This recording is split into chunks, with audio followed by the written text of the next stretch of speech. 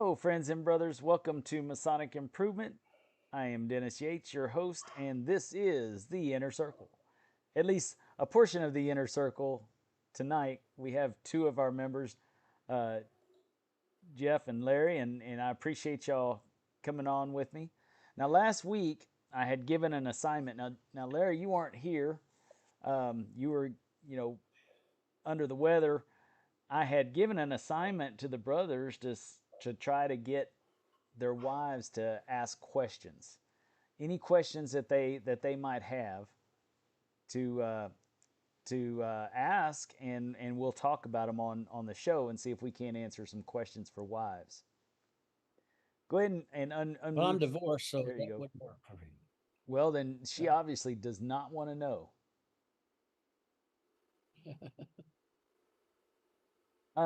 Jeff, were you able to get any questions? Or if not, then we'll wait and do this next week since I'm starting late and everybody's, thrown off because of it, I think. Yeah, it's up to you. To be fair, I've been so dang busy I didn't even ask. Yeah. I get it. I get it. This week was a week. Good after or good evening. So much going on that it was just a little bit easier to kick it off a little bit later tonight. I'm divorced, so Yes, we'll go and we'll move it over to have uh if what questions do you have about Freemasonry? Is there anything that okay. you want to know that there's a I can tell you when I first joined, there were a I would just always tell my wife at the time, I can't tell you. I can't tell you. We can't talk about it. We can't talk about it. There's a lot you can talk about. There's just certain things you can't talk about. Good evening, Drano 989. Glad to see you here. My internet connection is glitching, it said, I'm being told. So that's a bummer. Let me make sure I'm on the right deal here. I apologize, folks.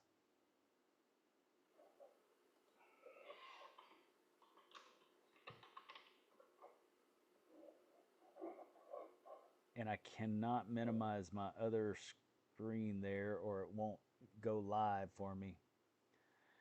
So I'm sorry. It's gonna just be that way tonight, I guess, because of where I'm at. Otherwise, I would have to uh, take away the video. That would help my connection.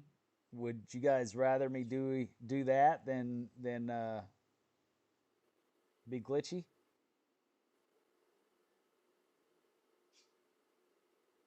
You're fine for me. So y'all aren't catching it. So it's okay. Alrighty. So We live far enough out of town. We live far enough out of town. They deliver our internet on Sunday mornings, so we're that topped up. that's exactly right. That's exactly right. That's how it is around here, folks. So that you know, I live in a rural area in Texas, and which is one of the big reasons that I jumped on this show with Justin because I felt like I was on an island by myself, here in my local lodge, and brothers didn't think the way I thought, and don't get me wrong, I love my brothers. We do things a little bit different here than a lot of lodges, but uh, it's effective for us. We care more about each other as far as if there's bad weather or whatever, we're checking on each other. If there's a brother that needs a ride to lodge, we'll go pick him up. If it's we're that kind of a lodge. Whereas there's some lodges people don't get to know each other well enough to do that. But this little small town, you can't help but to get to know people enough to do that, and it creates a different type of dynamic. But with that dynamic, it's we don't always get as philosophical as I like to discuss, and so that's why I jumped on this thing, and so I wouldn't even be here if it wasn't for this little town, but it does have its restrictions with with the internet for sure. People are wanting 100 megs, Plus, I mean, there's people that want, you know, several gigs of fiber and in the cities, and I just don't see how you would use it. I I don't see how you'd use 200 megs, 300 megs, whatever, but you do. But I sure do miss that kind of stuff when I start having glitches on the internet because I only have like 5 megs upload speed on a good day, and so if there's any kind of disruption in that, then it's going to cause a problem. At least for now. I'm working on getting something else, or at least I actually am working on getting them to work on my tower because I'm working off of a tower, a cell connection with a tower, and the panels aren't aimed close to. It's not aimed enough towards my house for me to catch that solid bandwidth. Anyways, so I gave the I gave the question last week for wives to find out to ask the wives what questions they might have that they feel like their husbands are not telling them. And so since we have a small group tonight, let's forego that until next week. We'll do that next week. I've seen that the Starlink as well. I've seen that too. I've thought about doing that, but I hadn't done it yet. Uh, I'm working on the AT&T because I work with AT&T, and so I try to stick with our own stuff. But like I said, the tower's not pointed at us. With other people, they're getting 400 meg, download and 50 meg upload because they're in a great spot with the tower. But for me, I'm on the edge. I'm on the edge of the world. So, anyways, uh, are there any thoughts that you guys have had this week? I did. I just went through the reunion at the Scottish Rite, and it was a magnificent reunion as usual. I'm I'm worn out, tired, but uh, we ended up. I don't know. We ended up with 10 brothers that ended up becoming 32nd degree Masons this weekend. Joined the University of Freemasonry, which is my favorite place to be. And I don't know how. What do you guys got on your mind today? Yeah, I don't know. I honestly, um, this is probably the slowest Masonic week I've had in a long, long time, just because I've been so stinking busy. Um, and I didn't, and I, and I'll tell you, it feels like I've got a void. I didn't realize it until the other day, because Tuesday night I couldn't. Tuesday night I couldn't go to the meeting because my daughter had her band concert, um, and then I didn't have anything for Wednesday, and there was something I was going to do Thursday and couldn't, and then I was going to go to the Masonic Oak this morning, and I just, as much as I would have loved to have been there, I woke up and I thought, man, Yeah, you know, driving 4 hours round trip, and I've got a bunch of stuff I need to get done. I always tell people the fellowcraft portion of my life took over. right. Yes, yes, I understand completely.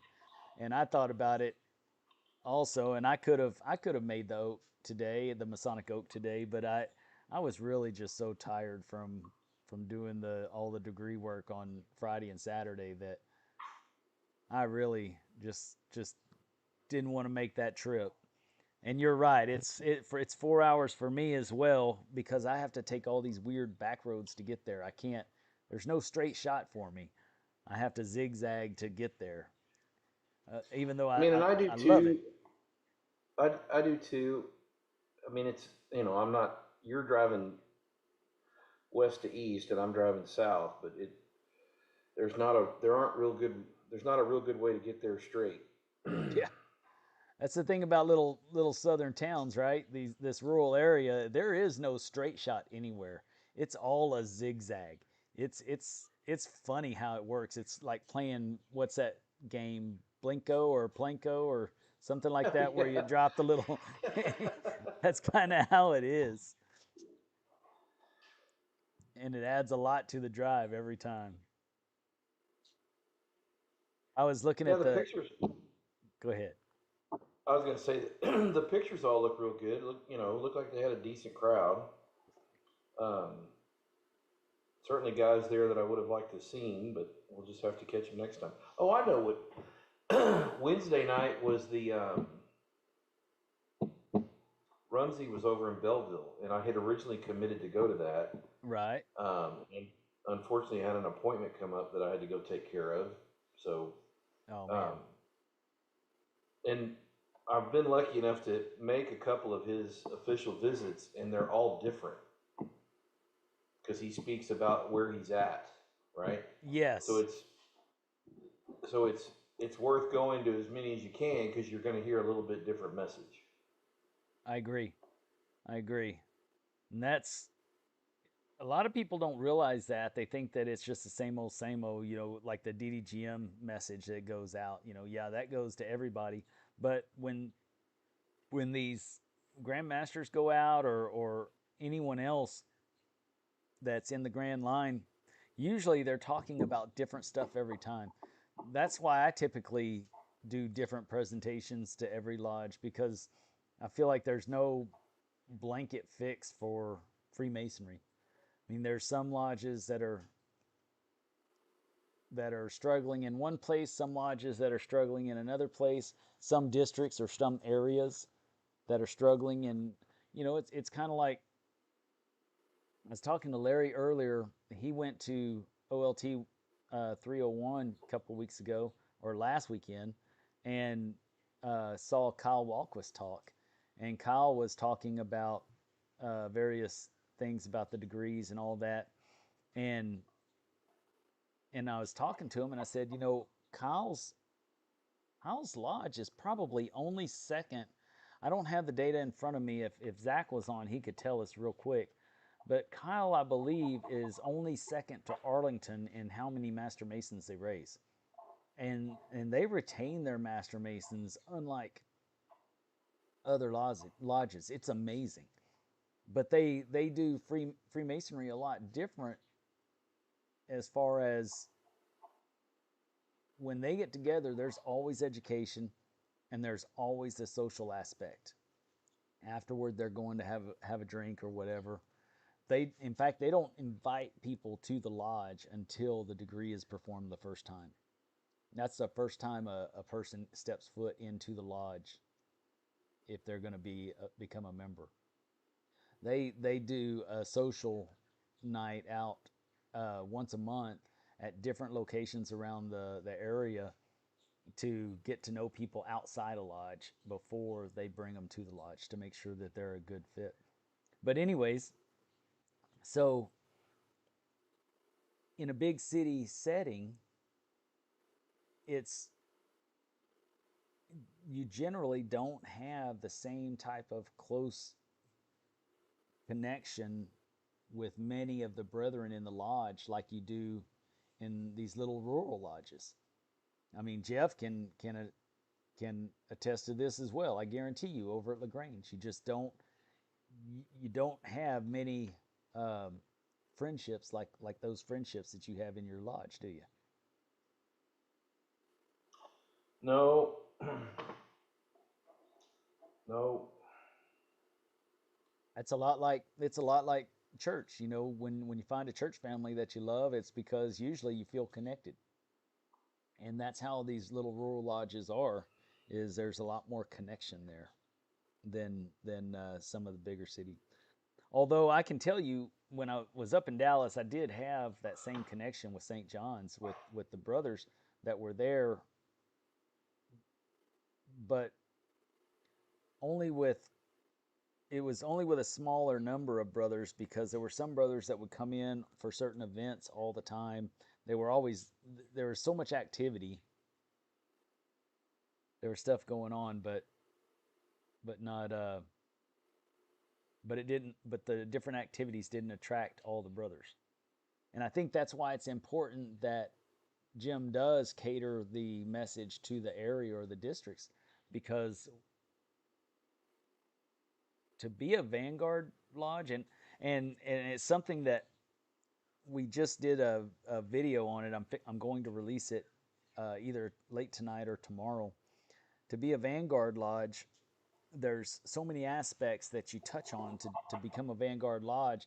But if you do that, you're touching on every type of Mason there is. You get your social Mason, you get your charitable Mason, you get your educational, you get your philosophical esoteric Mason, and you get your memorization catechism esoteric Mason in that. And then you've also got your wild card Mason, the old brother that just loves the coming in and having dinner, somewhere to go Mason. You've got different events that you're doing all the time, and you're so if you're a Vanguard Lodge, you're touching on all those things. But most areas get stuck doing just a couple of things, and then the rest of it falls to the side, so you're only attracting one type of person or retaining one type of person or a couple of different types of people instead of being functional for being attractive to all the Masons that come across the lodge, if that makes sense. Yep, that's exactly right. That's why you gotta. That's why you gotta have a 6 burner stove and 7 pots. You gotta keep lots of stuff cooking to keep guys interested. You're absolutely right. That's a good one. The 6 burner stove with 7 pots, always rotating. All right, we got Alex Guerra. Looky there, Alex, one of our younger Masons in down in the Corpus area. One of our younger Master Masons in the Corpus area. Glad to see you on tonight. So we have a question in the deal. Number one, we had somebody say, do your wives do Eastern Star or Job's Daughter? Mine does not. They're not interested so much. I know Jeff answered in there as well. Mike, how are you, brother? But Hello. Yeah, I just had to mute my YouTube window. I had a voice coming in at both sides at once for a second there. but yeah, no, my wife isn't involved in any of that. She's involved in the ladies getting together and just talking about the men while while we do our thing. Or, they have their own kind of stuff they like to do together that we're not really involved with. But she travels with me to the events and always has a good time. They love to do that. As long as I find a hotel with an indoor pool, then they're down. They're always happy to go. That way, if none of the other wives do show up, then they've always got a backup plan.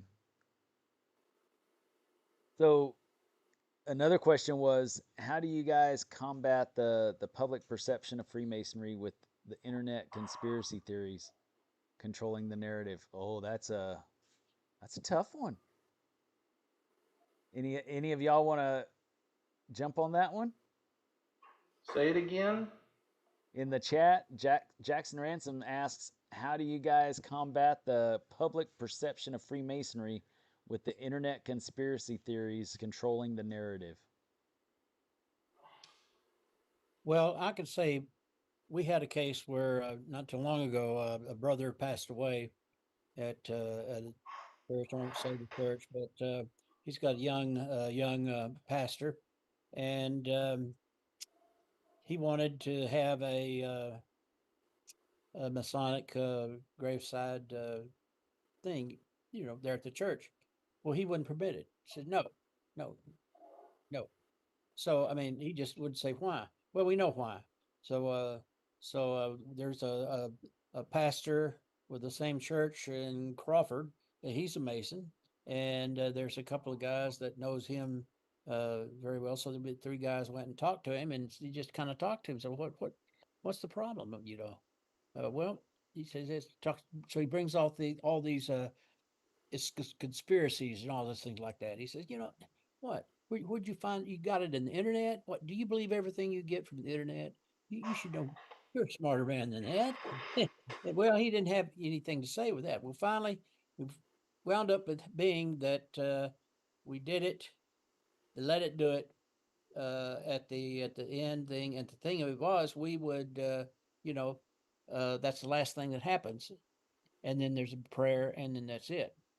Well, we did it. Of course, he did his thing for the thing, and then we did our part and the thing, and then we thought it was going to end, but yeah, he put on another sermon after that. I mean, it's the weirdest thing I've ever heard. I mean, he's these weird ideas that he has. I don't know what he. I don't know. I felt bad about the widow and everything, and he told later, he says, "Well, you got this one, but you're never had again." So he's hardcore against it. So I don't know what to do. Wow. Just I would tell people, you just say, okay, don't do it. You'll do it someplace else. Do it at the cemetery. Yeah, What can he do? He that's can't. where we typically do it, is at the cemetery. Yeah. So you don't have to worry about that. And I'll tell you what, if I had a pastor that said that I couldn't do it, well, number one, I'm going to know that sooner, and if it did, I think I believe that'd be enough for me to leave that church, What's because interesting, obviously, go ahead, I'm sorry. yeah. No, that's all. That's all I had. Yeah, it's people that get weird ideas, and sometimes you just can't reason with them. Yep. So there you go. Did you have something to add also, Jeff? I can save mine to the end because I've Yeah, no, I was just gonna say that I don't get a ton of it here in the community. Um, I have talked to several people that I would say are very interested, but they're very hesitant. Um, not negative, but very inquisitive. Um, and so in those instances, what I usually tell them is, look, we've been around a couple of thousand years. We can only hope we'll be around a couple of thousand more. Whenever you're ready, just come knock. Um, but if I really get into a situation where um, there was a situation recently where somebody was disparaging a local lodge on Facebook, and maybe I shouldn't have stepped in, but I did. I mean, I didn't say anything I didn't say anything I shouldn't or couldn't have, and eventually a moderator deleted the entire thread. But typically, I just let you believe what you want to believe, right? Because I know in my heart, and maybe that's one of our downfalls, but I know in my heart, what we are about. But then I'm not a 96th degree either, so I might be completely wrong, right? um, but I, yeah. Thanks for kicking off the conspiracies in this show. I appreciate you. I'll tell a funny story. I was sitting having a beer one evening, and the guy next to me starts talking to me, and I don't typically, I don't. I've got a hat like Larry has that I wear, and I get a lot of questions about that, and I'll kind of speak a little bit, but not real in depth. Anyway, I'm sitting talking to this guy, and we're starting to talk about masonry, and he's asking all the right questions, and so we have a really good open conversation, and I think he's genuinely interested. And then he asks about wearing the square and compass, and I said, well, we would ask that you don't wear it unless you're a master mason. Excuse me. And he kind of pointed past me. Well, lo and behold, the guy sitting next to me is wearing a bracelet with a square and compass on it. So I looked over at him and I said, are you a traveling man? And he kind of looked at me funny. And I said, a traveling man. Are you a traveling man? And he said, well, I travel for work. I'm out of town right now, but, I guess I'm a traveling man. I said, well, you're not the traveling man that I'm asking about. He said, what do you mean? I said, well, you're wearing that square and compass. So anytime you're asked if you're a traveling man and you're wearing a square and compass, your answer should be, yes, definitely. And ironically, that gentleman stepped away to the bathroom, and when he came back, he didn't have that bracelet on. And I've seen him around several other occasions, and I've not seen that bracelet on again. I mean, we can't stop. We can't call the police and not make him wear it. But Yeah. at least I haven't seen him wearing it since the few times I have seen him. But I typically don't engage in it because you're not going to win, right? They're going to be so full of the internet and everything disparaging that they've read, just all of it. They're going to have, you won't be able to rebut their argument. You're lying. You're not high enough. You don't know. Okay, then just keep believing that. I That's The one I agree. right. will say this. I'll say this, and I'll say this, and then I'll let somebody else go. I stress to our candidates to please don't get on the internet. Don't start watching YouTube videos. Don't start reading, because unfortunately you can find some of what we don't want out there. Not that any of it's nefarious, but so that it doesn't spoil the surprise, right? If we think back to the EA Catechism and kind of that last question before you enter the room, um, that there's a reason that it's not spoiled. Anyway, Yes, there's a reason we do everything the way we do it, and we don't we don't uh, we don't speak before we do anything. We show and tell. We don't speak before we do anything, and so that's the that's a good thing. Go ahead, Larry, and then I'm going to jump in on this. We've got a couple of different things online as well that I'm going to mention as I go. Go ahead. Yeah, just more that Jeff was saying. I don't get into those arguments, and I don't really see that around where I'm at. Uh, that's the first thing I've had. Usually, most of the churches and everything is very open to whatever they need for the family. Yeah, so it was kind of a shock that he would take that strong state, and not care what the family wanted, to just what it's going to be, what he wanted, and Right. but oh well, that's the way it Well, goes. and now I'm the heretic. That's the reason why these conspiracies get thrown out there, right? Because yeah, I'm the guy that's going to defend the fact that you know Jesus wasn't talking about following him as an idol. Jesus was talking about improving ourselves from the inside out, and that's how we gain closeness with God. And if Jesus truly wanted a a uh, a hierarchy, he would have certainly mentioned it, that this is how I want you to set up the church in the Bible, but he didn't.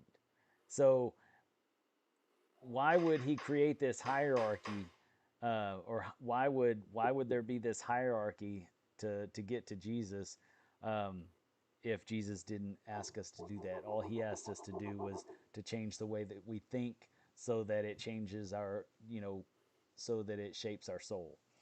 That's my spiel on that. But people, because I think my own way, and I'm not going to let a pastor or anybody else tell me how I'm supposed to live and die and how I'm supposed to get close to God. You know, I'm probably the perfect poster child for why, people don't like Freemasons. I get it. I get it. But that same feeling that I have also allows me to let them be exactly who they want to be. If you think you need somebody else for you to go to heaven, and if you think heaven's this you know place to where you're actually going to look like your own body or whatever and go into this magical place with rainbows and lollipops, that's great, man. I hope you do. I hope you enjoy your time when you get there. I think of something completely different. I think that we're going to get close to God. That's what it's all about. And Freemasonry encourages us to come to conclusions on our own. And we're going to do that as we progress in life, as well as in our research and meditation and focus on God, right? The more you focus on something, the more there's something to be said about manifest destiny, right? And the more you focus on something, it's going to happen. You end up realizing it happening, even if you didn't think it was going to. It's going to. But another thing I wanted to say was that funny thing is that one of our Lutheran churches here in town won't let us do Masonic services at the church. He has no say at the cemeteries, and so that's how it is. But what's funny is one of our third generation master masons of our lodge is the Lutheran pastor of another church uh, in the same county. Another Lutheran. There's several Lutheran churches in my area because this is heavily German and whatever. There's a couple Baptist churches. Another interesting thing is that the founder, one of the charter members of my lodge or my church or my lodge, was the founder of my church, and he was Baptist, and he helped create the Southern Baptist Convention. Amazing man. He also started the first women's college down here and did the same thing in Gonzales.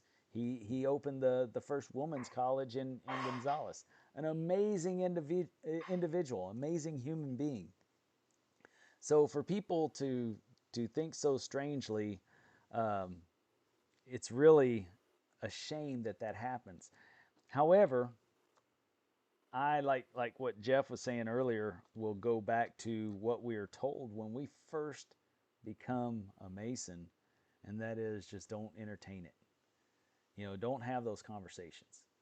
And the reason why is because you're never going to win. You got somebody who's never stepped foot inside a lodge, doesn't know anything about what the experience entails or what it's for, coming up with their own conclusions because they saw it on the internet. There's lots of people who have joined that were, uh, and I'll say it too. There's lots of people that joined that were involved in other things as well that had nothing to do with Freemasonry, and so they say, well, if you're a Freemason, you're doing this. Well, that's not true. Not every Freemason is the mayor of a city, but there's a lot of Masons out there that were mayors of the cities. There were lots of Masons that started it all, right? They built this state in much of the nation. But that doesn't mean that every Mason is a mayor of a city. You just can't say that. So people can say all they want to. We just have to remember that uh, they they're it it's an extreme waste of our time if we argue those points with them, because you'll never win. Because even if you think, just like Larry was proving with that one pastor, you may think you won. They got to do that service, but even afterwards, he said that'll be the only one, because they didn't change anybody's mind. He didn't change what he believed. He's you know he's got his beliefs, and it is what it is. But I'm probably one of the biggest reasons why, because I'm that kind of Mason, that I think that everybody is entitled to, have the faith of their choice. It's, they're the only ones you're the only one, all of you guys out there, everyone on this chat board too, y'all are gonna have to meet your maker on your own. I'm not gonna be there. So I have no right to tell you how you should believe. So so don't do something I tell you to do. You do what you think is best for your closeness with God. Because I guarantee you, the closeness that you have after you're dead is going to be reflective of that closeness that you had before you were dead. Was that too much? Did I say too much? I hear crickets in my head.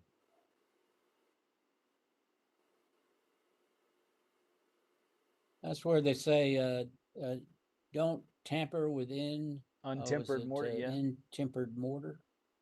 Yep. Yeah, yeah.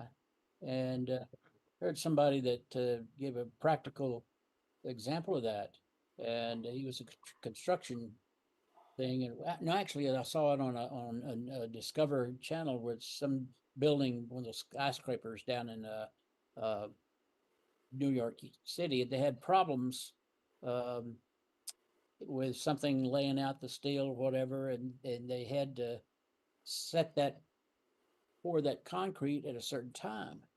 If it's set in the truck long enough, it was no good anymore. And that's what happened.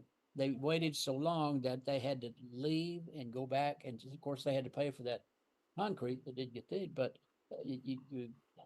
if it's not just right, then you could pour it, but it'll fail, and you don't want that. So that's kind of interesting. That's where I learned what intempered mortar was. Huh. Yeah. Yeah. And there's truth to that. I always thought of it as a fact of, you can't really shape uh, it if it's soft. Even though Freemasonry, there's good evidence out there to, well, it's a fact that uh, free stonemasons back in the day were the ones who did the different artistic type designs with the with the stone, more of the artwork kind of stuff. Um, they did the which were expressions of philosophy and all that and theology. You had your different expressions within the artwork that was done with the cherubs and everything else, the demons that were put on buildings and things like that. But those were created by freestone masons. They weren't the ones that focused on the main structure type of the building. They focused on the the more curved and round and different aspects of the building. That so I think of it a little bit differently. That you just you can't chisel away or break off the rough parts of the stone if it's wet. You don't have that opportunity yet to perfect it. That's kind of how I look at it. But also another way to think about it is you can't force it. Oh, there you go. Yeah. Like you can't stack more stones on untempered mortar. Yeah, just yeah, and that falls more in like what Larry was saying about those big buildings. You can't, yeah, can't put too much weight on it or it's going to collapse. Interesting. Well, yeah, and really, I keep saying yeah. Well, really, and people that are uneducated in the craft, you can't give them those heavy thoughts because they didn't take the steps to get to those heavy thoughts, right? So there's certain philosophies, and we have brothers that are lesser in years in masonry and in their development of becoming master masons than what we are. And so we can't put too much on them because they're not ready yet. They hadn't experienced all the same things that we've experienced. And so yeah, I get it. Can't tamper with the with that's not ready, or we shouldn't. But I still go back to I don't like to entertain those arguments because there's just no change in those people's minds most of the time. I mean, I'm a Cowboys fan. There's no way in hell I'm gonna think any other team is worth a damn. I mean, it's funny because tonight, Mike, you're from Michigan, aren't you? Yep. Okay, I was thinking for some reason I was thinking Illinois, but tonight I was using a Bears uh, deal, and I was thinking Illinois, but then I realized, oh, you're from Michigan. Tonight I was Yeah. Well, go ahead. I've lived in Chicago too for a few years Yes, and that's what it was. Wisconsin. So Okay, So tonight, I asked my wife, I said, do we have a spatula thing? We were grilling outside, and I said, do we have a spatula type thing instead of these tongs? I might be able to get this better. And she brings out one that says the Bears.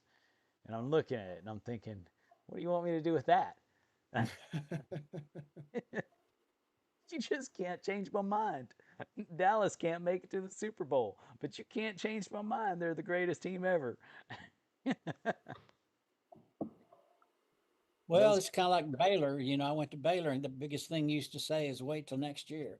You know, and of course, the year that I graduated, the next year they won the conference. So I mean, it's truth to that. But Yep, that's funny. Oh, Hey, Baylor was a Mason. yes, and that same Master Mason that I was telling you about, that incredible man that was the founder, one of the charter members of my lodge, he went up and became a professor at Baylor, and ended up being a professor in uh, geometry and philosophy. That was those were his topics, and later became uh, the chaplain for the the House of Representatives for 2 years.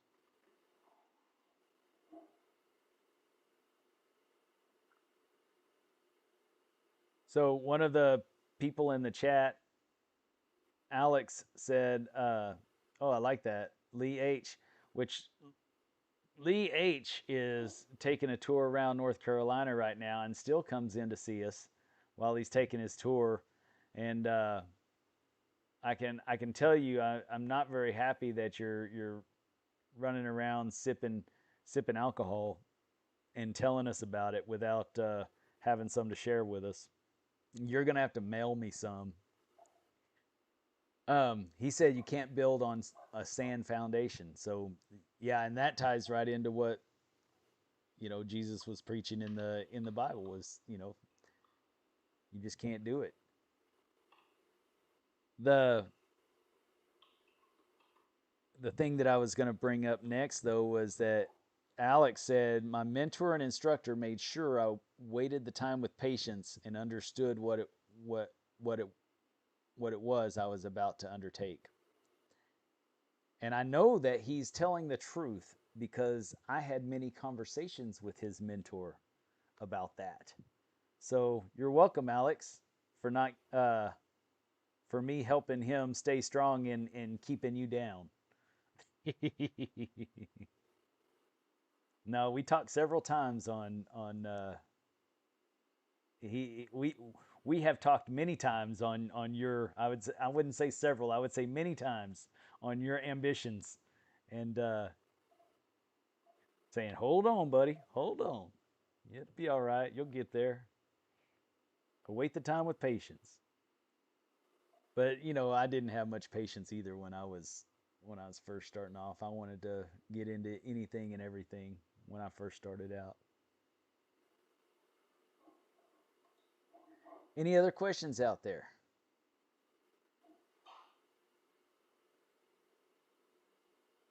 So tonight we were going to do a show on wife's questions, and so that's why I really didn't prepare any specific conversation to talk about. But since we only had a couple people show up for the live because I ran late due to all the Freemasonry going on this week and weekend, um, it just didn't happen. So next week the assignment is to bring questions from your wives that they have that they want to know about Freemasonry, which is kind of right in line with what we're talking about tonight about these conspiracy theorists, but they have their own ideas, right? Conspiracy theorists have their own ideas already, and they're not going to you know waver from those ideas. But wives are truly interested because they're invested in you being a Mason. So uh, yeah, let's jump into it and see if we can't help them understand a little bit about what we are and who we are and what we do. Anybody else got anything different tonight? No.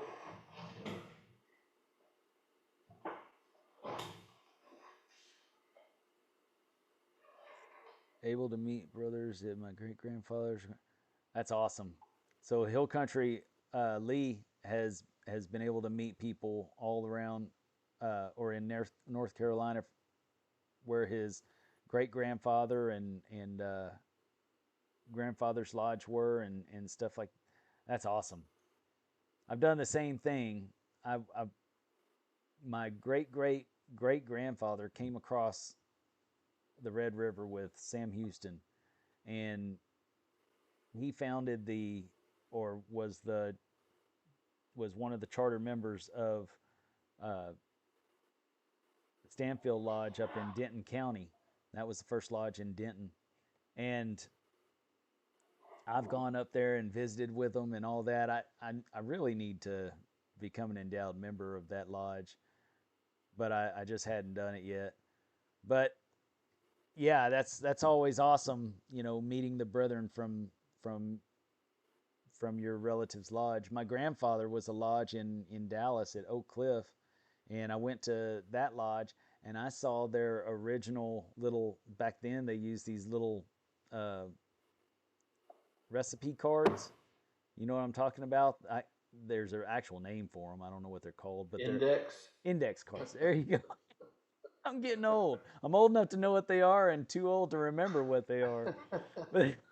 But they use these little index cards with they were pre-printed with, and then they filled in the blanks whatnot, but they're little index cards.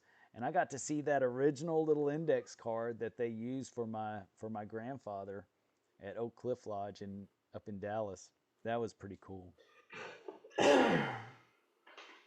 I really enjoy traveling around and seeing different lodges. It's even more special to see the ones that my relatives were at.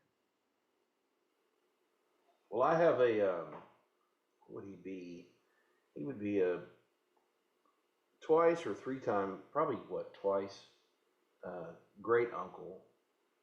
Um, he was raised in Goliad, but he lived in McFadden. Um, he's buried out on this ranch outside of McFadden. And he owned a mercantile.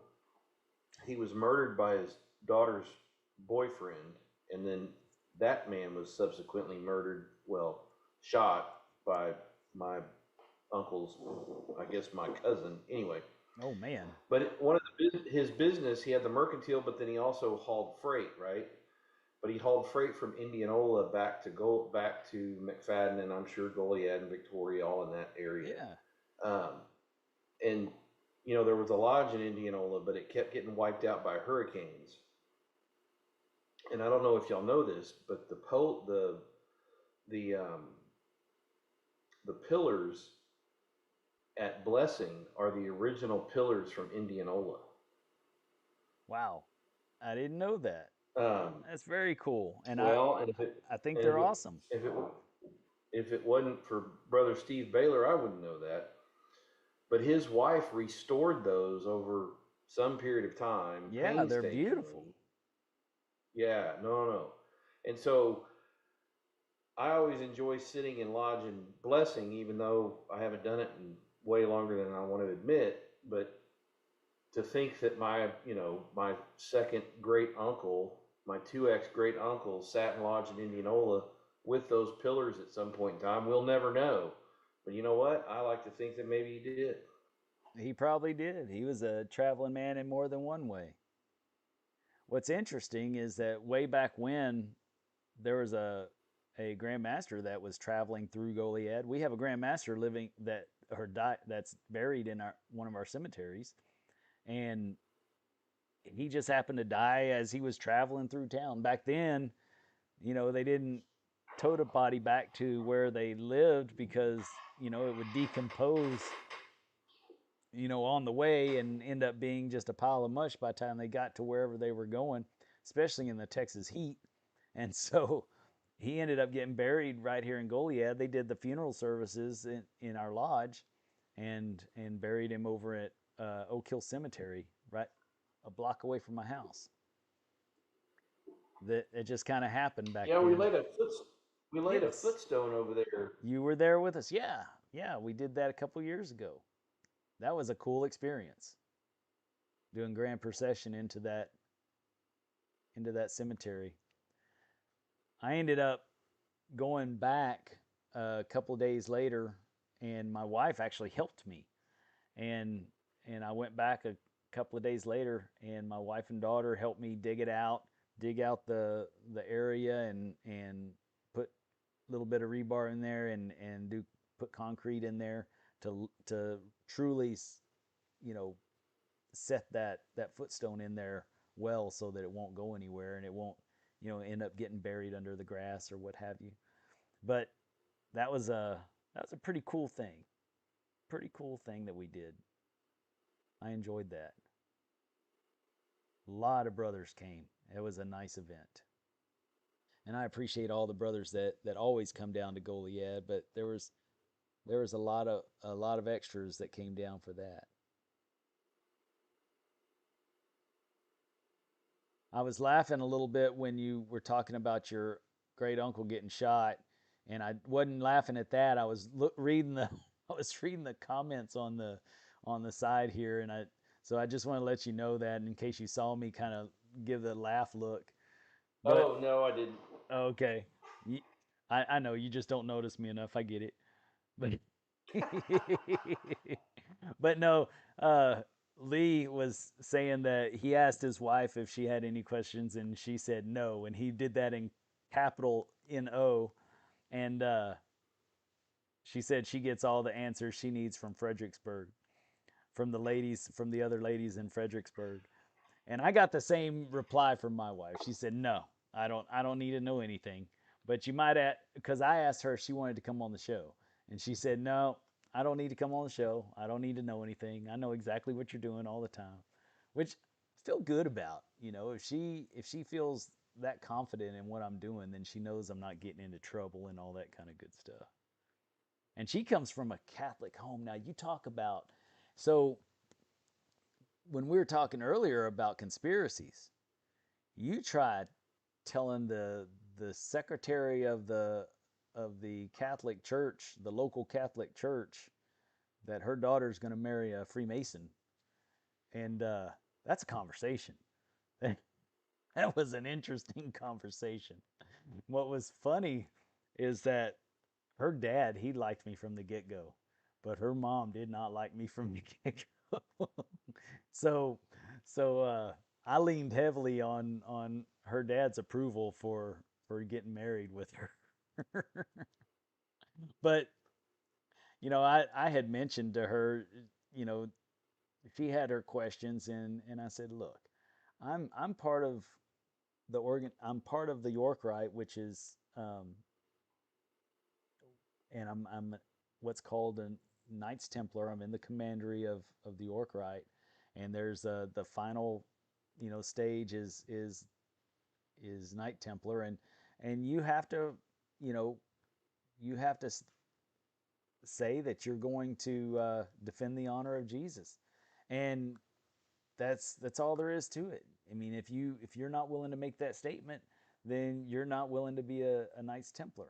And I told her that. I said, it's kind of similar to your Knights of Columbus or whatever, except we're Masons instead of being Catholic. And she laid up a little bit. She didn't look so mean after that. Now she's cozied up quite a bit. I love her a lot, and she knows I do, and she loves me back. So it's taken a little bit of time, but I think that a lot of the conspiracies that she had in her own mind, have been dispelled over time. I don't think it's something that we can do overnight, right? We can't do it with one conversation with somebody that's a conspiracy theorist. But I think over time, people realize that. I mean, one of my better friends here in Goliad, his family. He was raised in that Lutheran church where that one pastor won't allow the Masons to have services. But he was raised in that church.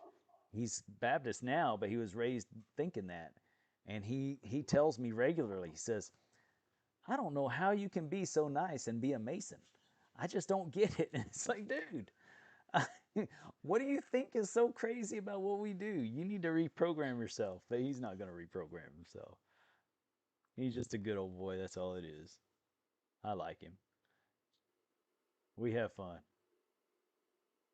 In fact, his family and mine are pretty close. We we had talked about moving from where we live, and we did not move because my wife loves his wife so much that we did not move because of that. That's the kind of friends we are. But he always says, "I can't believe you're a Mason." So you're just not going to be able to tell everybody, get it out of everybody.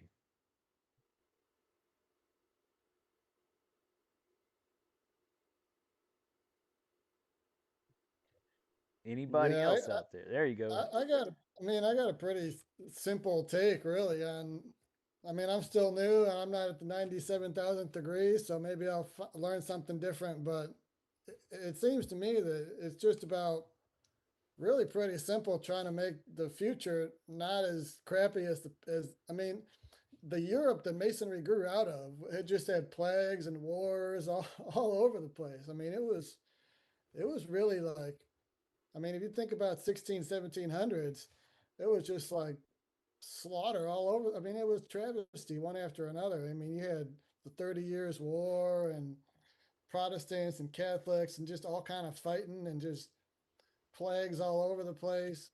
And it seems to me, everyone, that's one nice thing about it. Everyone's got their own take, but for me, it's really just a bunch of guys trying to figure out, okay, this ain't going too good. Can we can we make it a little better?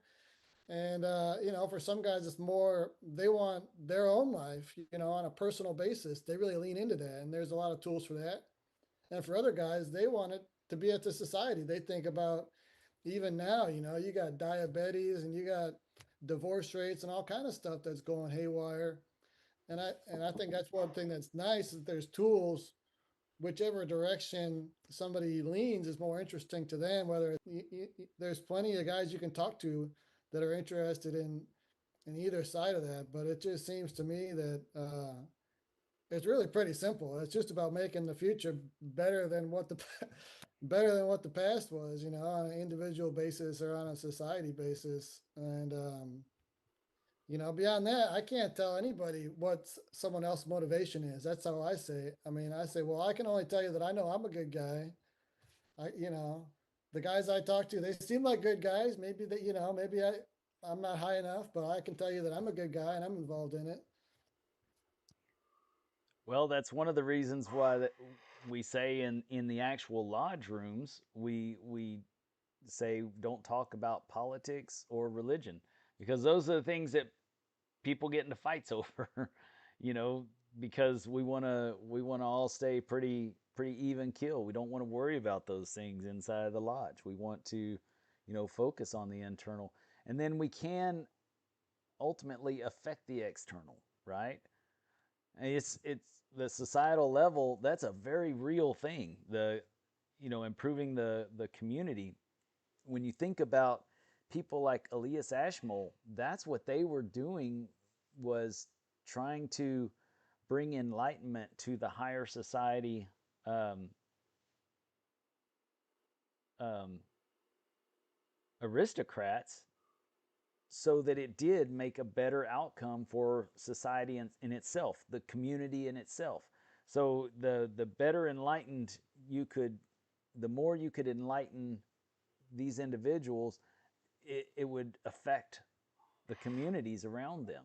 And ultimately, that's what the U.S., in my opinion, and I'm not very world order or whatever. I don't know what that all entails as far as historically what made people call any event that. But if you want to consider a new world order, that's the United States. If you want to see Freemasonry in action, that is the United States, because it came over here, broke loose from patriarch, the rule of the of the kings and queens. Let me do it that way. We broke free of that and created this society and this government that was ruled by the people for the people. And what what more can you say? Yeah, we had Freemasons that were all over and all into building our world in the US. And so sure, some people did some bad things. Just about every major player in every city was a Mason. Facts. Those are facts. There's just no getting around it. So if one of them did a bad thing or one of them was a crooked guy, that didn't mean that all of them were, but they were all Masons and they were all working towards building a better future for mankind. And I think that's one of the most important takeaways of what we do as and are free as Freemasonries, as Freemasons is that we are, trying to better mankind for mankind's sake, not for our own sake, not to give ourselves a pat on the back. We're just trying to create some good men that are going to effectively uh, be good people out in their communities, known and supported by their communities, and also and mainly because they support their communities. I love that idea. I love that idea. And sorry, we're not a bunch of aristocrats now. I probably wouldn't have been made a Mason if that was the case. But I can tell you that I carry myself as if, I matter because I feel like I matter now because I do make an impact on society. Just this week, well, last week, we went to court with with an issue with one of our tenants, and and the judge said, this kid can't go home. He's going to end up homeless. I'm asking you as a favor. I know that you're a good man in this community. I'm asking you for a favor. Let's work on this kid together. And he's gonna do this, but I'm asking you to give him the leeway to do that. And he said you win. So if you say no, then it's no. But we agreed to it, and so we're helping this young man out. But in doing that, we have 3, 4, 5 different people that are leaders in the community that are working together to help this kid. And I didn't do it just so I could come on this show and tell anybody. I'm just using it as an example that these 5 leaders of the community, because it's not just me and the judge, it's also to take care of his bills and take care of things. It was also another fellow that gave him some food money because he gave all of his money to us and still owes us more, but gave all of his money to us to even be able to stay where he is. And so it was a community effort of leaders, right? Well, we all know each other's character now. They know I'm a Mason. They know my character. They know how I'm going to handle myself in situations when it comes to somebody truly in need. I didn't know the kid's full circumstances because he didn't talk to us about any of it. He just dug his heels in like every kid does and tries to prove himself as a young man. But turns out that there were some things that he needs help with, and so we're helping him. And having that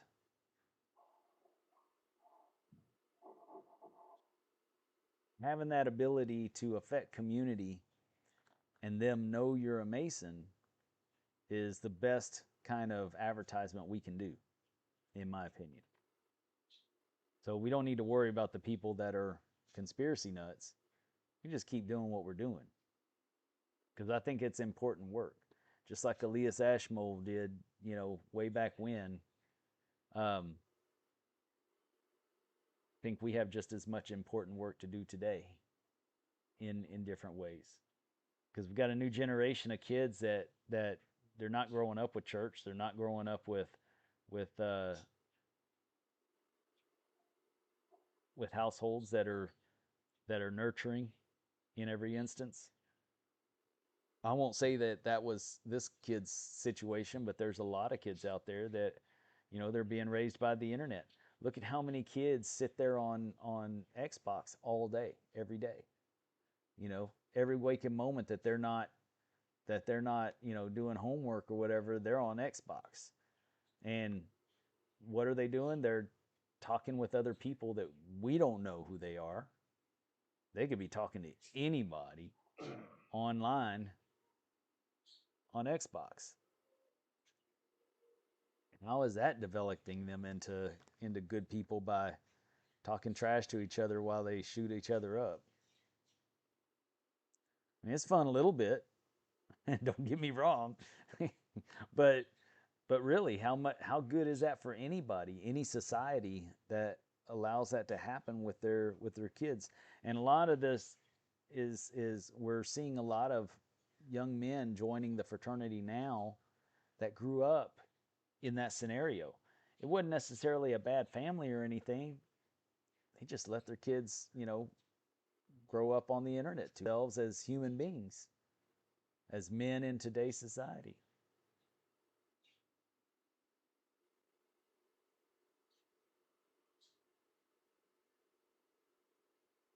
Sorry, that was a crazy noise outside.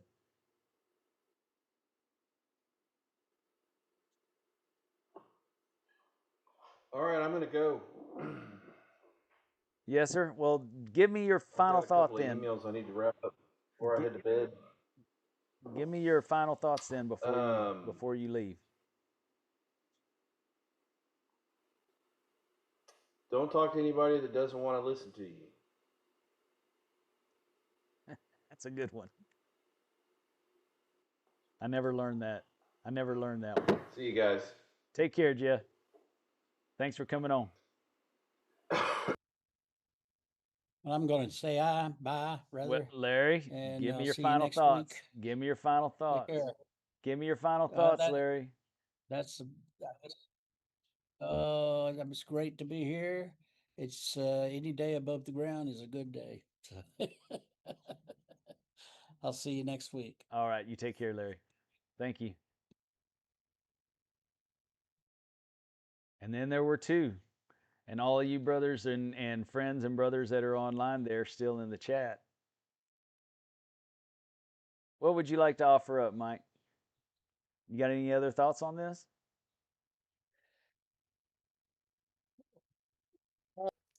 A month or two ago, and the idea of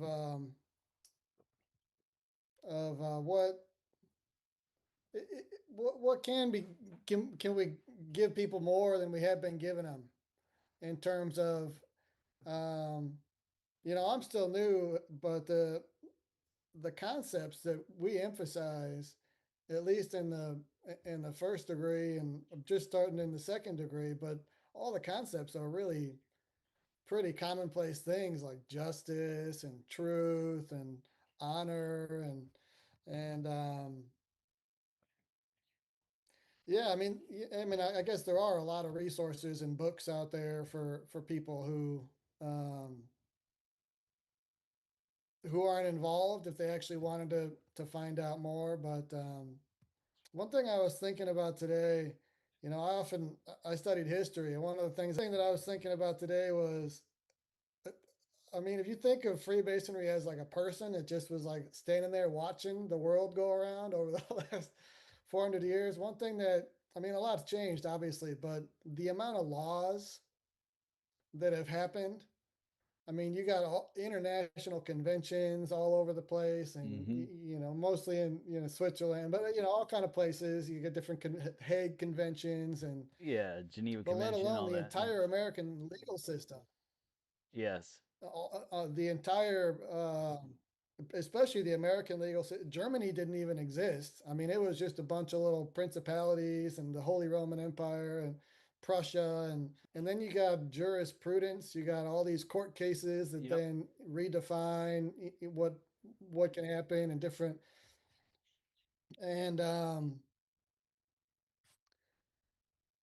I mean, that's not really so much related to the nuts that you meet who just watch videos online, but to me it's about the conversation of the evolution of of life and of things, and I guess what kind of where I'm connecting the two is that there is room for those conversations of yeah. I mean, we're working every day to update what we do. I mean, we're not as old as the Catholic Church, well, depending on how you look at it, but we've been around for a long time, so we don't make changes just super hasty. I mean, things have Right. been working, but it's not an exact science either because you're applying principles of growth to individual people who are coming out, in different ways, shapes, and forms.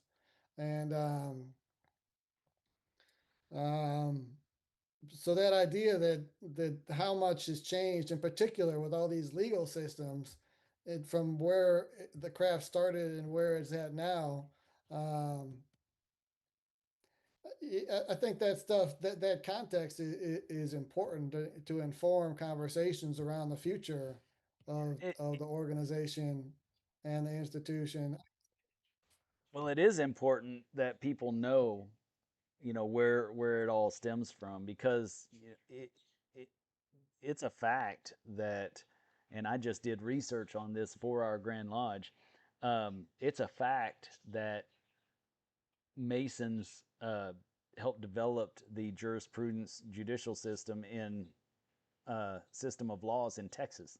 It's a fact. Mm, There's no getting around it. There's several Masons that were directly involved in creating it. So, how can you deny that?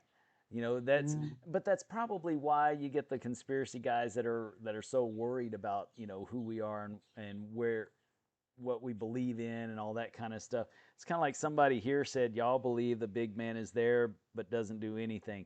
Well, maybe that you met a Mason that believes that. I personally believe something different. I don't believe there is a big man. I believe God is different than being labeled as a big man. I think it's a lot more broad and a lot more powerful than anything that humans can completely wrap their heads around, in my opinion. But I think that we have that power within us as well. But that's me. That's and not that's the saying. great. Go Well, and ahead. that's I was just going to say that's the great thing about it is that there's room for all these different. I mean, I remember uh, a few years ago, I was on Twitter back when it was still Twitter, and I was kind of sniffing around. I was sort of interested, so I started following some Freemasons. First over, I think, in England, and then a couple accounts here in the States, and then it turned into all kind of stuff. And and there turned out to be one guy. I think he was like up in Minnesota someplace, and he was actually a Satanist, Yeah. and he was like, and at the time, I first started following these guys in England and the YouTube channel, the Grand Lodge of England, and I was like, oh, this is actually pretty normal. These guys are just normal people. I mean, Right. the amount of people you have to think are doing weird stuff to maintain a conspiracy theory. Like if you actually look at how Yeah. many Right. people, like you got to think that all these podcasts that are just guys like us sitting around talking are like I don't know what people are thinking. Like we're doing some like hexes on this something or trying to make it worse and not Right. better. Right. um, it's just complete nonsense. And where I've got to now is that I'm glad that there's the room for that guy. That some lodge is like, oh yeah, if he's an upstanding part of his community and he has a creative way of interpreting something, we're not going to exclude him just because of that. Right. Um, if he's doing other things that are in line with what I mean, I've never been involved. I've never gone to a satanic thing, and there were certainly periods where I was like, that seems a little over the top. I don't know, this horned God. What's Right, that all right. about? But as I've gotten older, I just appreciate that anybody who has moral character, well, and I don't mean to put a spotlight on that because, and of course, in the history of Freemasonry, there's probably like 5 million Christians for every one guy who's like a, some kind of fringe occultist or whatever. Yeah, But or that's um, even a Buddhist or Muslim or whatever. I mean, there's probably a million Christians per every Muslim, or really more likely 100,000 Christians for every one Muslim or Buddhist or whatever. You're probably right that mm, it's a lot, and then even further for somebody that believes in Satan or what have you, and everybody knows that Satan is a fallen angel, and so you have to believe in God if you believe that there's a Satan, right? So, and yeah, that's the basic point of it all, is that yeah, there's God. I'm not going to tell you what to believe, but yeah, there's a God. So yeah. And he could be interpreting it in a completely different way from how it's yes, interpreted traditionally in the theology of it. So yes, unless I sit down and talk to him, I'm not going to know that. But I assume that someone sat down and talked to him because that's how it works. And yes, so,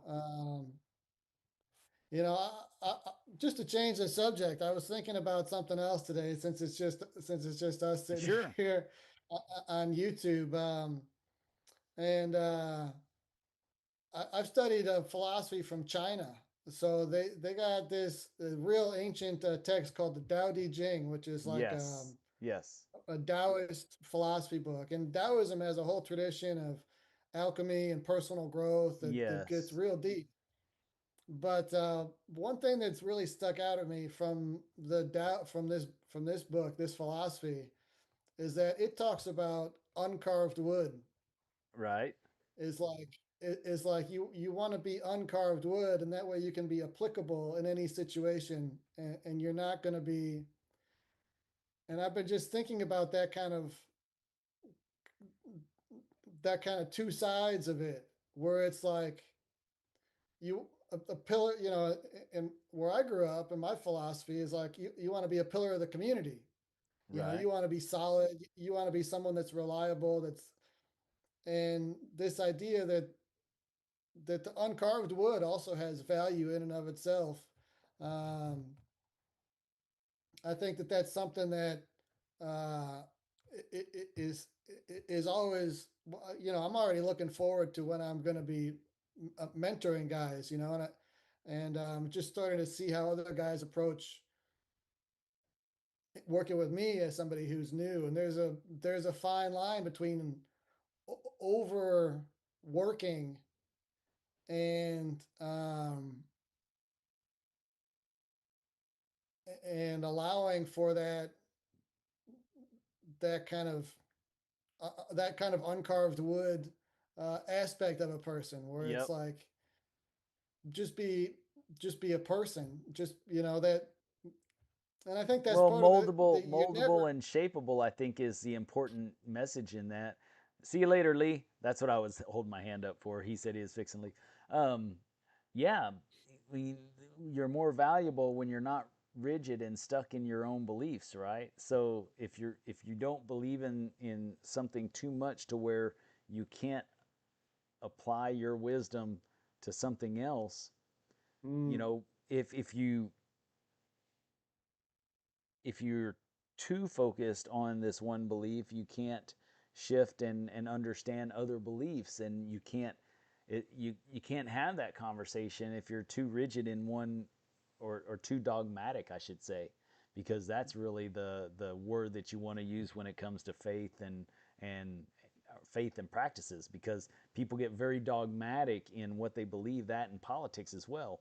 And so you need to be that wood that can be molded and shaped to what it needs to be for that particular task.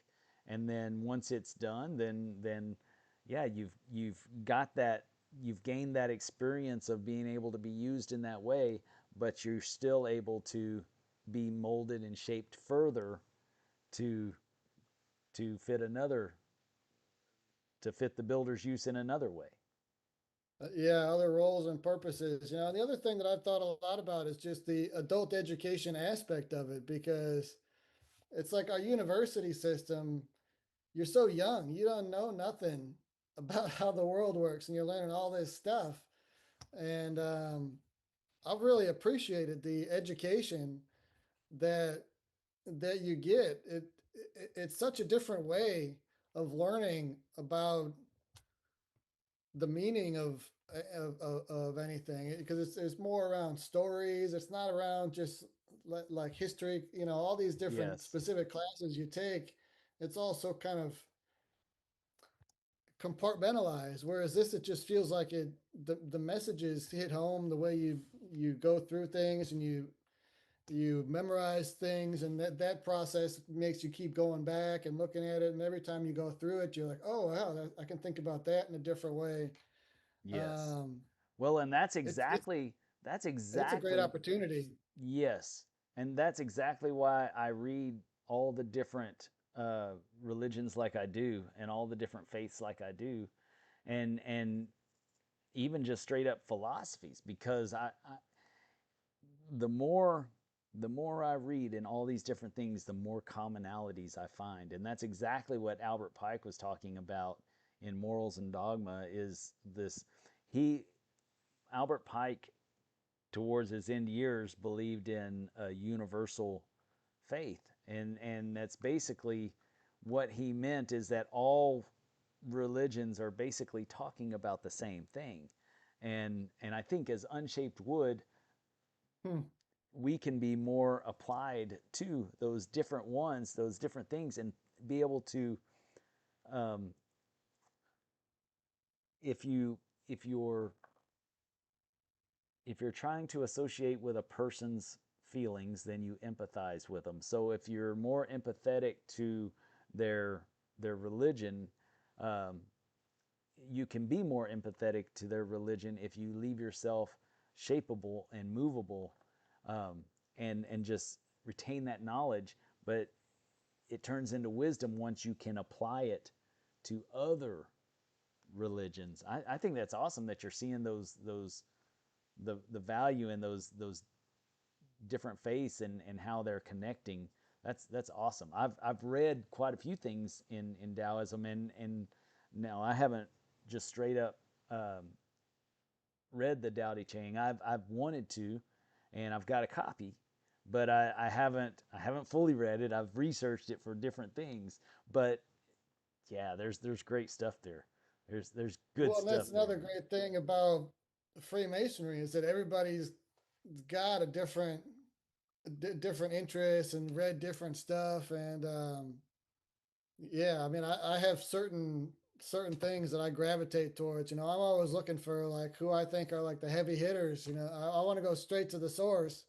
And then I miss a lot, and I kind of get out of touch with what's going on nowadays, because I'm trying to find. Yes. And so I really rely on people around me to be like, oh, Mike, you realize that was 2,000 years ago. Right. Right. So it's nothing personal, but we do things this way now, just to Right. catch you up.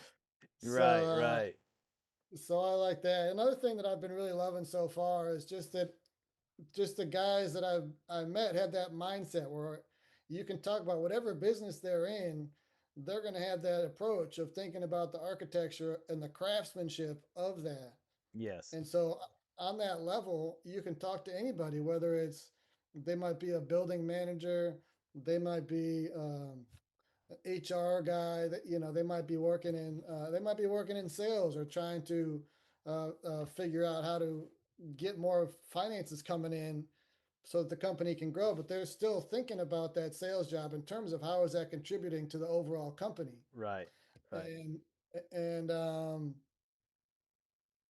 that specific mindset, and those metaphors that we get from the old traditions of operative masonry, like we've been talking about, the stone, the pillar of the community and all that Yep. kind of stuff. That provides a foundation that makes the conversations more interesting, provides that common language and direction. Right. Well, It's a great gift. when one of the biggest lessons that we're learning as we go along is the lesson of um, community contribution, or doing for the whole, working for the whole, right? So the idea is that, um, in Freemasonry, we talk about the beehive and how there's importance with all the different jobs and duties of all the different bees. They all have their own different bee, their own different business with as this in this beehive, but all of them are contributing to the good of the whole. And if we work like that, and we remember that we're always working towards the good of the whole, then it's easier for us to understand where this guy's coming from when he talks about this, or this guy's coming from when he talks about this, because he's also thinking of the good of the whole.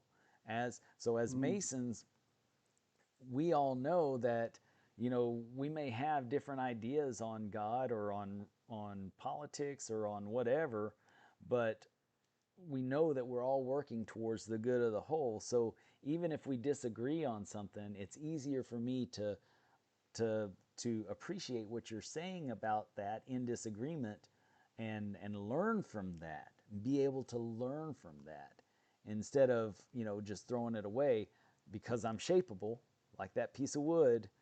I'm able to mm, learn from you, even if you're different, even if your thoughts are different, because I believe and understand that you're in it for the good of the whole. And I think that that's one of the biggest things that businesses have been trying to tap into from the beginning of time, right?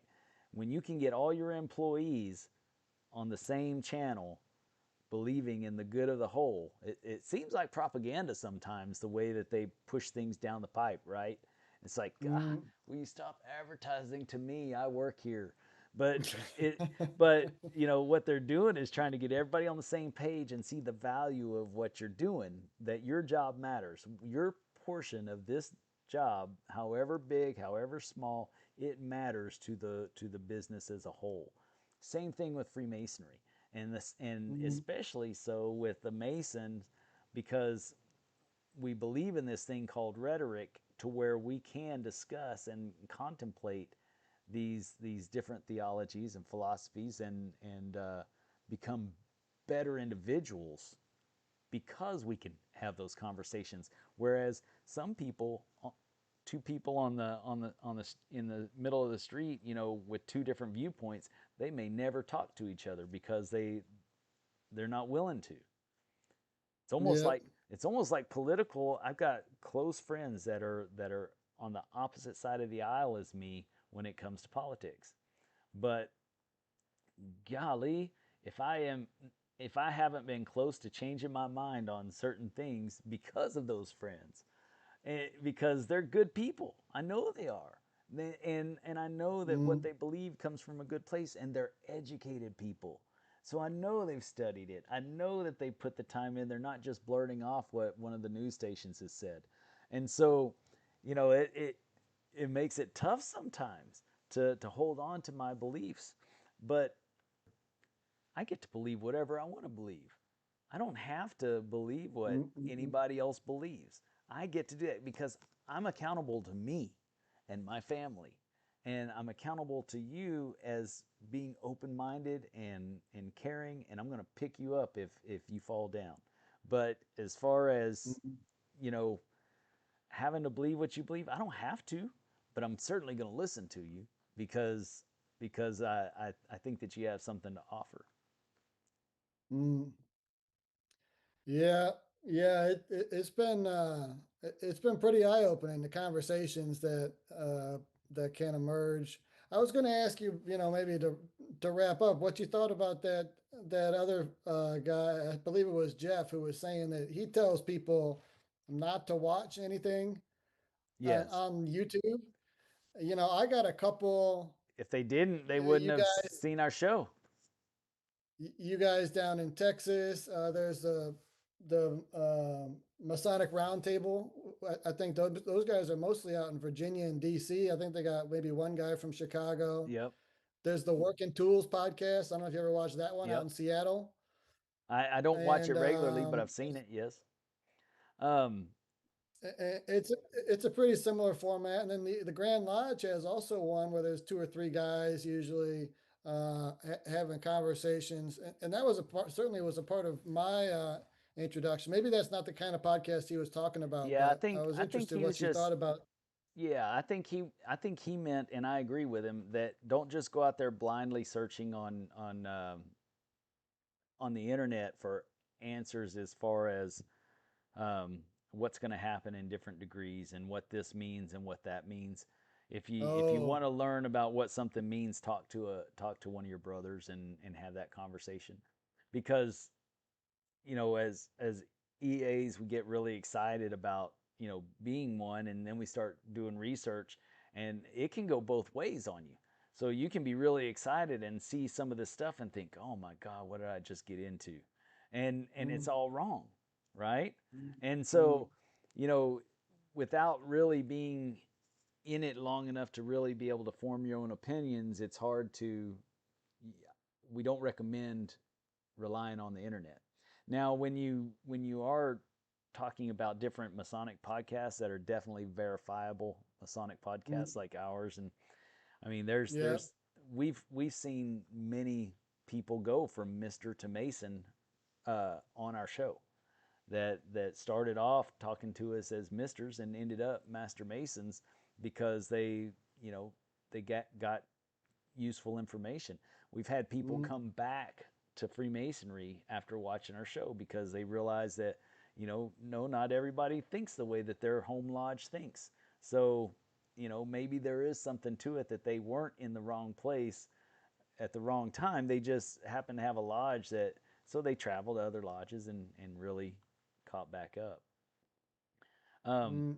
but yeah, I see the Uh, value in what Jeff is saying is that, yeah, it's best if people don't go too far down the rabbit hole and get distracted. mm, That's one of the big things. yeah. Yeah, somebody definitely mentioned that to me also about, I can't remember what the context was, but he was like, "No, don't look it up on the internet. Talk to somebody." I can't remember exactly, after I did my first degree. Um,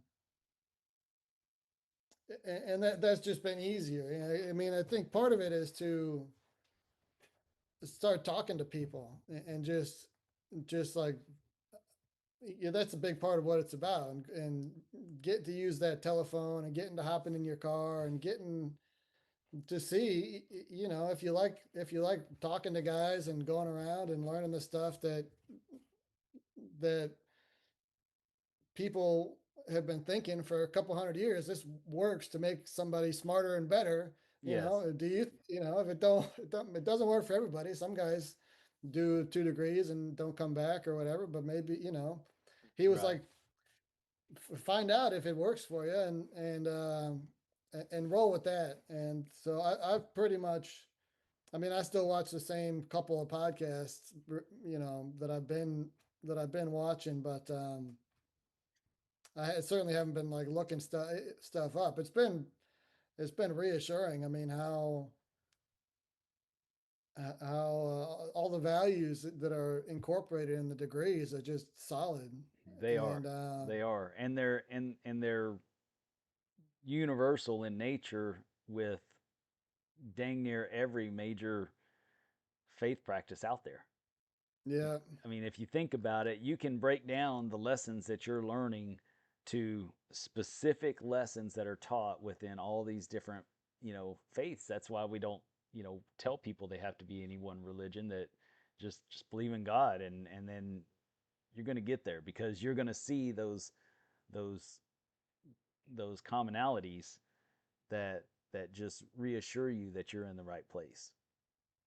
and common sense too. I mean, a lot of it's Yes. just kind Yes. of, Well, for logical thinkers, I wouldn't say it's common sense for yeah, everybody. maybe you're right. Maybe it's just common sense for weirdos like us. So Bay County says, "Nice to see a fellow Michiganer." So I guess he's from Michigan. So Oh, over on the YouTube. yeah, and we got this Lurley person. I don't know if you're what what I'll, you're what you're I'll doing open it there. back up. Yeah, go ahead and check it out. Literally, I'm not sure, but we don't idolize anything. We use different working tools of building King Solomon's temple that teach different lessons, and they basically coincide with uh, different different character traits and moral aspects of our lives. That's what it's all about. So we're not They're we're not making fun of us. idolizing bees. Do what? Yeah, They're they're making saying fun of us. yeah, saying that we're idolizing bees. That's just kind of silly. Bay County also had said earlier that it's hard when you got family members that are misinformed and already have their minds made up. And that's true. That's very true. And that's what I was talking about like with my mother-in-law. It took a long time for her to get there with me. She had to, but I guess that's with any mother-in-law. But you know, even your family, we I love my family, don't get me wrong, but my family's not going to be there with me when I die. It's up to me how I live my life. And if somebody is so close-minded that they aren't going to invite you to Thanksgiving, then that's not a person I want in my life anyways. If my family was still, I'm always welcome home. But Mm, if my family were that close-minded, I wouldn't even worry about it. Don't have that argument because it's not even worth it. It's just going to cause a lot of hurt with yourself and with that family member that's unnecessary. I wouldn't even focus on it. That's just me though. yeah, I know it's easier said than done, but I have many years of letting go of things that hurt me in my life that now it's a lot easier. yeah. That's a big part of life, man. You got to let go of stuff to move forward, and yeah. I mean, it certainly helps to have a community of people to talk to, and that takes the pressure off the family. So Yeah. It'd be one thing if I yeah, was if I was drinking too much or something and they told me, you're drinking too much. That's one thing. But mm, telling somebody that telling me that my beliefs are incorrect because they want to believe what somebody else tells them is that's a whole different thing. There's two different kinds of care, right? It, mm, caring about somebody for actually harming themselves is one thing. Caring about somebody, you know, because they don't believe the same way as you. I mean, my sister has been way out there for a long time with different thoughts on faith and stuff. And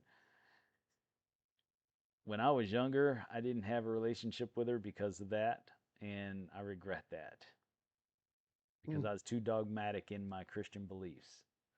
And interesting. now I've learned a lot more in life, Mm, and I probably would not have associated with myself. My young adult self would not have associated with my older adult self, who is actually smarter and wiser than that young adult self. oh yeah, Because I was too that's dogmatic back interesting. then. I was too Yeah, dogmatic.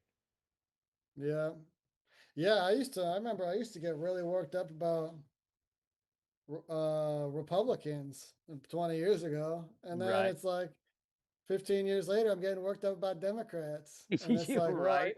It's the same I thing. could have Yeah. just saved myself the trouble and not gotten worked up about anything, and Yes. put my energy on something that I can control, which is my personal growth and Yes. There my you go. my path in society. So that kind of brings us full circle. Yes. So you're gonna do an episode today on the topic of Masonic wives questions, and then we had a small showing, and so you just kind of were winging it. Is that what happened? Yes, that's what ended up happening because I started at 9 instead of 8, like I have been doing, and I think well, and plus I know several brothers that went to. We have this event called the Masonic Oak, and that's where basically where the original charter was signed for Texas. Oh wow, It's where the three lodges got together and chartered the Grand Lodge of Texas. Or actually and back that's what then, it's called. That's cool, man. That's cool. yes, and actually it was the Grand Lodge of the Republic of Texas back then, and Right. so that's where they got together. So every year, that's the only event that'll happen on a Sunday with Grand Lodge. Because that's what when it happened in real life was on a Sunday, and so everybody gets together there. And so I know a lot of people went down to it. I did the Scottish Rite reunion this weekend, and I know several other brothers at Houston, Austin, San Antonio. I don't know about El Paso or Dallas, but I know Galveston didn't, or Galveston did. But there were a lot of what's called reunions where we make the 32nd degree Masons, Scottish Rite Masons. And so I was busy with that this weekend too. And it was just a big weekend. So Wow. I figured it would be a small showing tonight. And because I didn't realize, I forgot that we had the Masonic Oak today, which is probably where most people are right now. They're probably driving home from Oh, that. that's great. Oh man, I'm impressed down there in Texas. You guys got a lot of big cities. You got a lot of land to cover, and I can only imagine what what goes. We just got Detroit pretty much up here. You know, we got like some couple little mini cities here and there, Grand Rapids, you know, it's Lansing and cities no one ever heard of, but Right. that's a whole different scale down there in Texas. Yeah, it's pretty big. That in fact today my daughter and I were talking, and she's just full of so many facts, so many things nowadays, and she's 10 years old, just knows everything in the world, and and uh, she said something about how there's so many cities, or so many big cities in England or in Europe, or no, in UK, in the UK. And I said, well, they're an island, and of course they were established hundreds and hundreds of years before we were here in one of the oldest, modern civilizations there is. So, their cities had plenty of time to develop. She said, well, Dad, England is smaller than Texas, right? I said yes. So there, that answers your question about it. That they're a lot smaller than us too. So of course they're going to have everything bunched together. Wow. But yes, it's a pretty big state. It's for me to go from my lodge in Corpus Christi up to my mother lodge that I was raised at uh, in McKinney, Texas. That's an 8-hour trip, and Wow. that's not even to the very furthest part north, or the very farthest part south. That's just a city in North Texas and a city in South Texas. That's 8 hours just for that. It takes me Man. 9 hours to hit the El Paso border, the El Paso, New Mexico border. It takes me 9 hours to do that. I can drive all the way up into Arkansas to do that in that same amount of time. It's crazy. We had the we had the Oklahoma guys up here Yeah, today actually. the Indian master's degree. Yeah, yeah. I part of me wanted to get up there, but I drove up to that same location yesterday. There was supposed to be a joint degree with the Prince Hall Masons in Yep, of Michigan. yep. So they've been doing some initiatives to try and I don't know what they're trying. You know, I wasn't planning on it. You know, I presume Right. try and sort of bridge the gap or Oh yeah, somehow yeah. improve We're communications or doing that something. down here too. Yep. And I happened to be at the EA degree that they did as a joint degree. Um, that was and it was pretty cool. It was the degree was run by the By the Prince by Hall. no, yeah, I'm not sure what what the but by the I don't know if regular or what the terminology is for the no I don't want to say normal because Right, right. uh yeah The AF and AM. It was yeah run by the yeah AF and M, or y'all F and AM up there. free and yeah we're free and F and accepted AM. yeah Yeah. We're yeah, AF and AM. We're yeah. ancient, free, and accepted Masons. Y'all are free and accepted Masons. Y'all are the same as like Oklahoma Wow, is free and accepted. interesting. Yeah, see that all those so many distinctions and Right. And but they we're didn't end up considered coming, so really they ended up just doing like a different thing.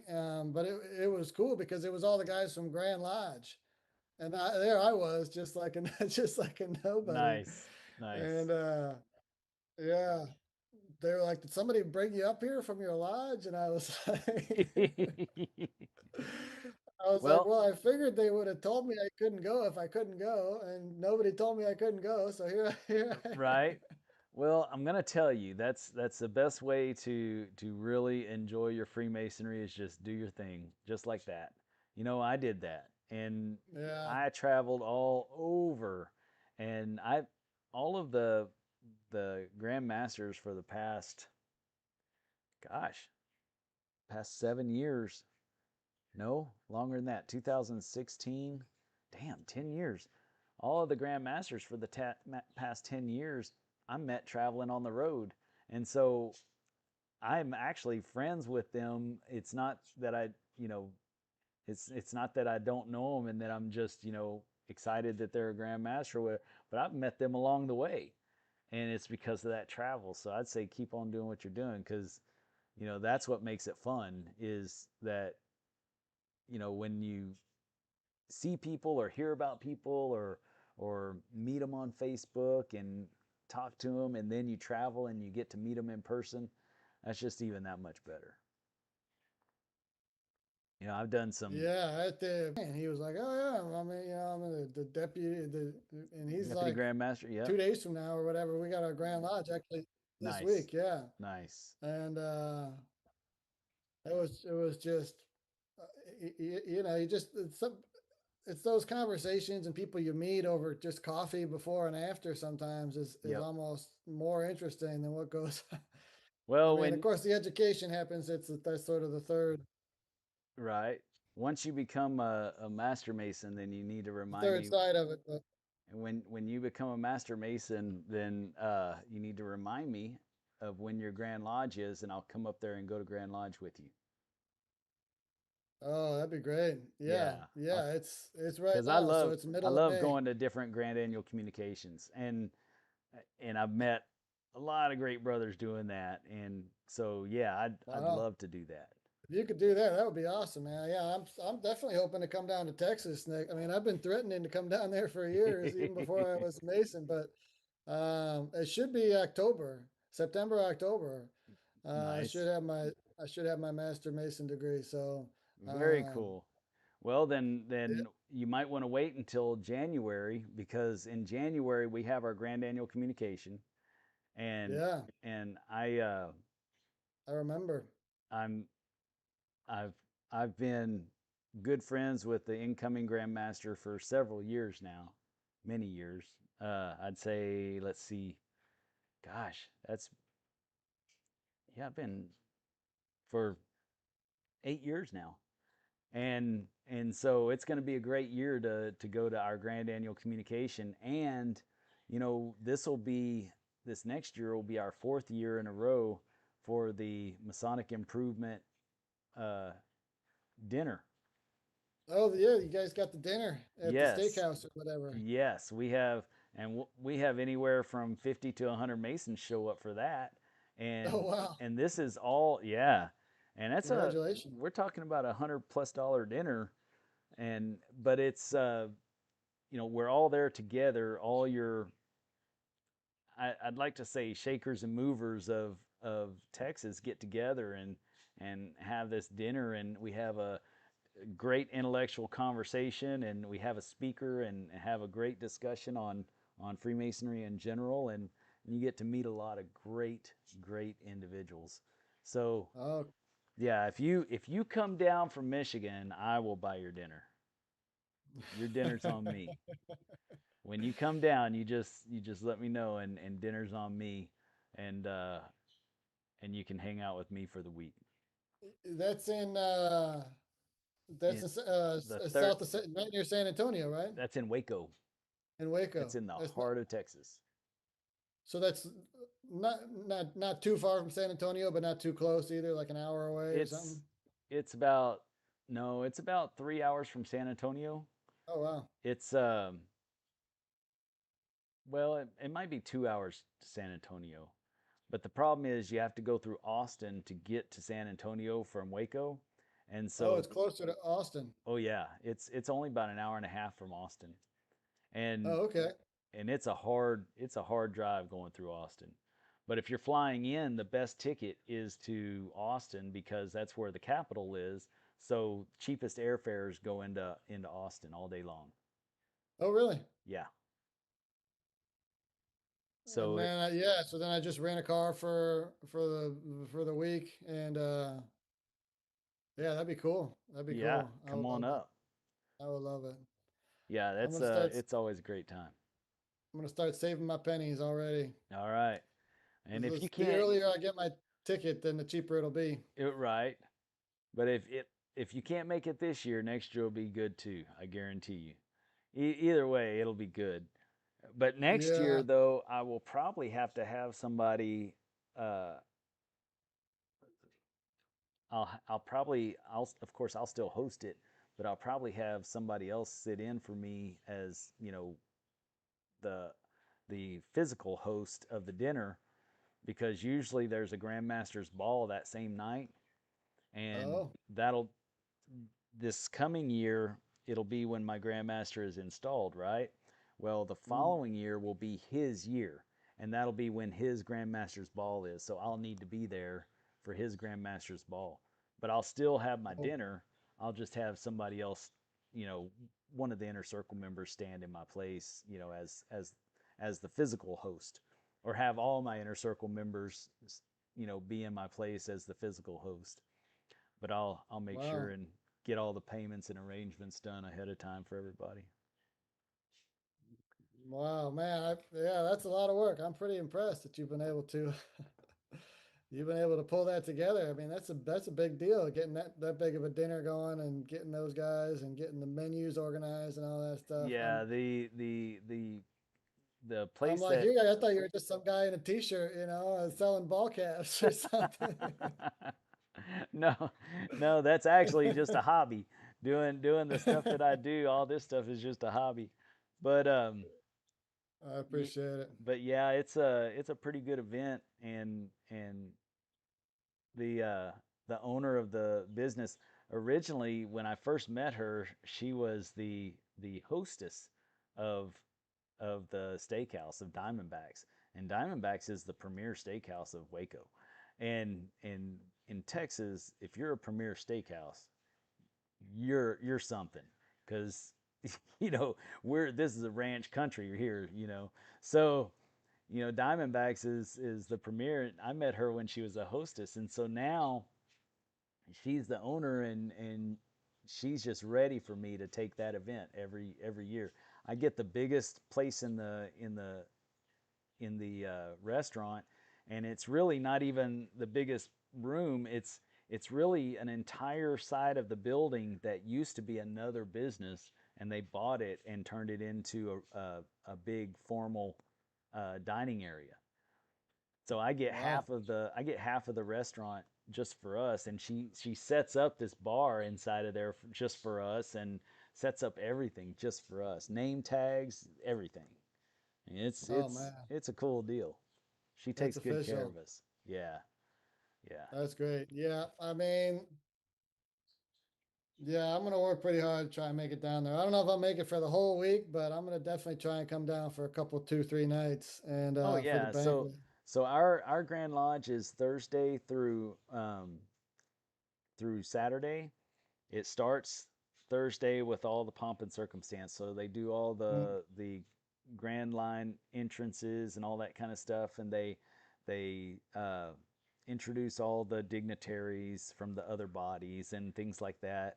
And the Rainbow Girls, their statewide person will speak, and the DeMolay guys, the young guys, their statewide person will speak.